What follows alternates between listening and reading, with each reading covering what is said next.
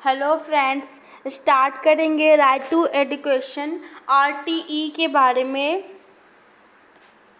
जो कि बीएड के नोट्स बनाने में बहुत ही यूज़फुल है एंड एग्ज़ाम में भी पूछे जाते हैं। स्टार्ट करेंगे। चैप्टर हो गया शिक्षा का अधिकार व माध्यमिक शिक्षा के सार्वजनिक हेतु इसके निहितार्थ और right to education and its implications for universalisation of secondary education. आइए देखते हैं आगे। विश्व में सर्वाधिक निरक्षर भारत में रहते हैं। जैसे अभिशाप से देश को मुक्ति दिलाने का निःशुल्क एवं अनिवार्य शिक्षा पाने का अधिकार अंततः 1 अप्रैल 2010 को वास्तविकता बन गया है। सन 2002 में संविधान के 86वें संशोधन से शिक्षा पाने का अधिकार को मौलिक अधिकारों में शामिल करने के लिए सन 2009 में निःशुल्क एवं अनिवार्य शिक्षा पाने का अधिकार 2009 पारित किया गया, जैसा कि आप लोग यहाँ देख सकते हैं लिखा हुआ। और ये वास्तविक में 1 अप्रैल 2010 को लागू हो चुका था।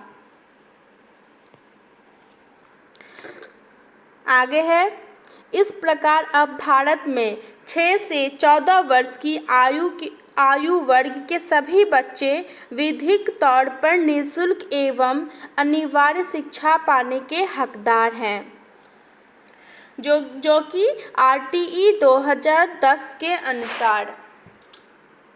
शिक्षा का अधिकार अधिनियम, जिसमें संविधान के 86वें संशोधन अधिनियम 2002 के द्वारा 21 को जोड़कर शिक्षा को मौलिक अधिकार बना दिया गया,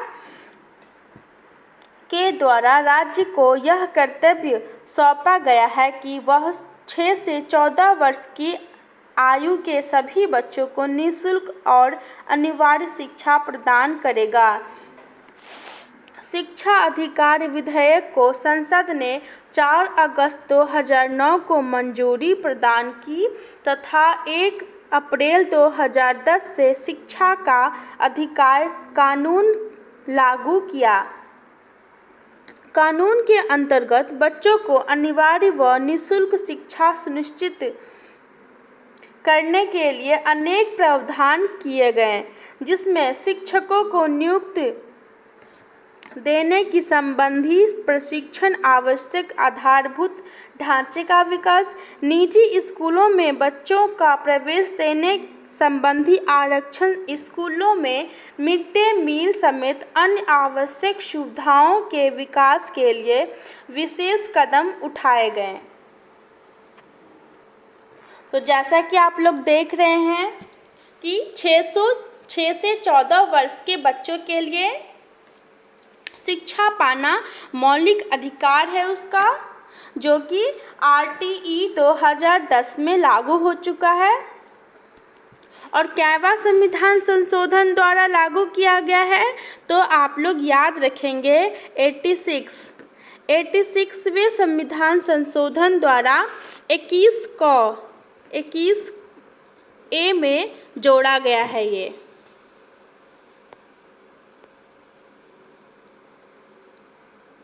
आगे हम लोग देखेंगे इसकी कुछ विशेषताएं। शिक्षा का अधिकार अधिनियम की विशेषताएं। इस अधिनियम की प्रमुख विशेषताएं निम्न प्रकार की हैं। फर्स्ट हो गया, 6 से 14 वर्ष के उम्र के सभी बच्चों को निःशुल्क एवं अनिवार्य प्राथमिक शिक्षा पाने का अधिकार होगा।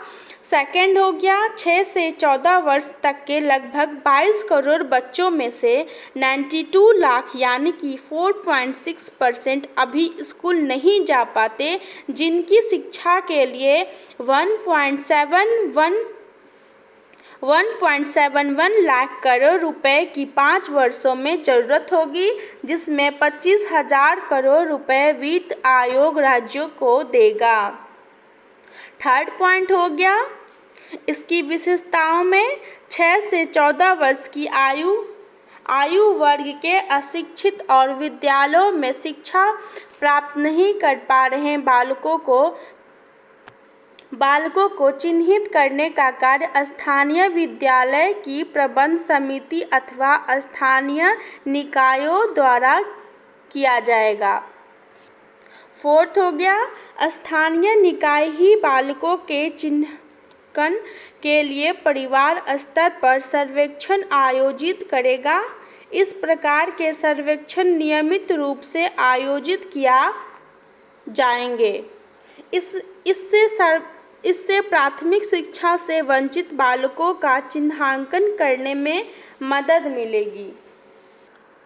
फिफ्थ पॉइंट हो गया, निजी क्षेत्र के प्रत्येक विद्यालय में 2% स्थान कमजोर वर्ग के विद्यालयों के लिए आरक्षित किए जा सकेंगे और उनमें वही शुल्क लिया जाएगा जो सरकारी विद्यालय के समकक्ष छात्रों से लिया जाता है। सिक्स्थ पॉइंट हो गया, इन बच्चों को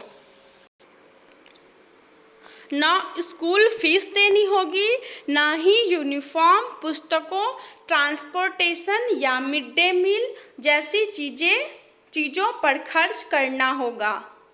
बच्चों को ना तो अगली कक्षा में पहुंचने से रोका जाएगा और ना निकाला जाएगा और ना ही बोर्ड परीक्षा पास करना अनिवार्य होगा।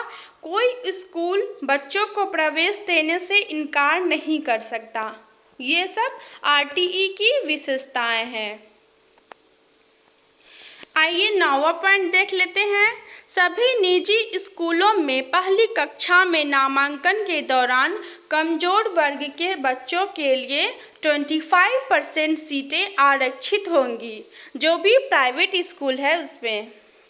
10th पॉइंट हो गया, सभी राज्य सरकारों व स्थानीय निकायों के लिए यह अनिवार्य होगा कि उनके इलाके का हर बच्चा स्कूल जाए। और 11th पॉइंट हो गया, जिन स्कूलों का इंफ्रास्ट्रक्चर ठीक नहीं है उन्हें 3 वर्ष के अंदर दुरुस्त करना होगा, वरना मान्यता समाप्त कर दी जाएगी। इस कानून को लागू करने पर आने वाले खर्च को केंद्र व राज्य सरकारें मिलकर उठाएंगी। इस आयु वर्ग के किसी भी बालक को आयु प्रमाण पत्र के अभाव में प्राथमिक शिक्षा पूर्ण हेतु तक विद्यालय से निष्कासित नहीं किया जा सकता। यानी कि कोई भी प्रॉब्लम हो, स्टूडेंट्स को स्कूल में एडमिशन लेना ही पड़ेगा। स्कूल के जो भी प्रिंसिपल और हेड जो भी एडमिशन लेते हैं उसे। अब देखते हैं माध्यमिक शिक्षा के सार्वजनिकरण हेतु शिक्षा के अधिकार अधिनियम के निहितार्थ। इसमें निम्न सुझावों पर ध्यान देना होगा। जैसे कि फर्स्ट पॉइंट हो गया, अधिनियम का पालन करना केवल प्रशासन की जिम्मेदारी नहीं है, बल्कि सभी सम्मिलित सोच एवं प्रयासों की आवश्यकता है। अतः इसके लिए ग्रामीण क्षेत्रों में विशेष जागरूकता लाने की आवश्यकता है। सेकंड हो गया, हमारे जीवन में अधिकांश जनता अभी भी गांवों में निवास करती है, इसलिए गांवों की आवश्यकताओं को ध्यान में रखते हुए शैक्षिक योजनाएं बनाई एवं लागू की जानी चाहिए। थर्ड पॉइंट हो गया, विद्यालयों विशेष रूप से ग्रामीण क्षेत्रों में स्कूल की सामान्य सुविधाओं और खेलकूद की सामग्री की उचित व्यवस्था करने की आवश्यकता है। फोर्थ पॉइंट हो गया, शिक्षा के अधिकार परिपालन हेतु ग्रामीण क्षेत्रों में जन शिक्षा रजिस्टर बनाने होंगे कि प्रत्येक बच्चा अपने अधिकार का उपयोग कर ले। इसी प्रकार शहरों में वार्ड रजिस्टर होंगे। पांचवा हो गया, शिक्षा के अधिकार अधिनियम के लागू होने के बाद स्कूल की संख्या भी बढ़ानी हो सकती है तथा शिक्षा की गुणवत्ता के लिए नवीन मापदंड बनाने होंगे और इनके भरपाई के लिए प्रभावी कदम उठाने की आवश्यकता है। 6th पॉइंट हो गया, निःशक्त बच्चों की शिक्षा के लिए अधिक ध्यान देने की आवश्यकता है। उनके लिए अलग से सर्वेक्षण करके उन्हें या तो स्कूल में लाना होगा या उनके घर पर ही शिक्षा की व्यवस्था करनी होगी। ये हो गया माध्यमिक शिक्षा के सार्वजनिक हेतु शिक्षा के अधिकार के अधिनियम के निहितार्थ। आई होप आपको मेरा वीडियो अच्छा लगे। प्लीज़ शेयर करते रहिए मेरे वीडियो को एंड लाइक कीजिए, सब्सक्राइब कीजिए। Thank you.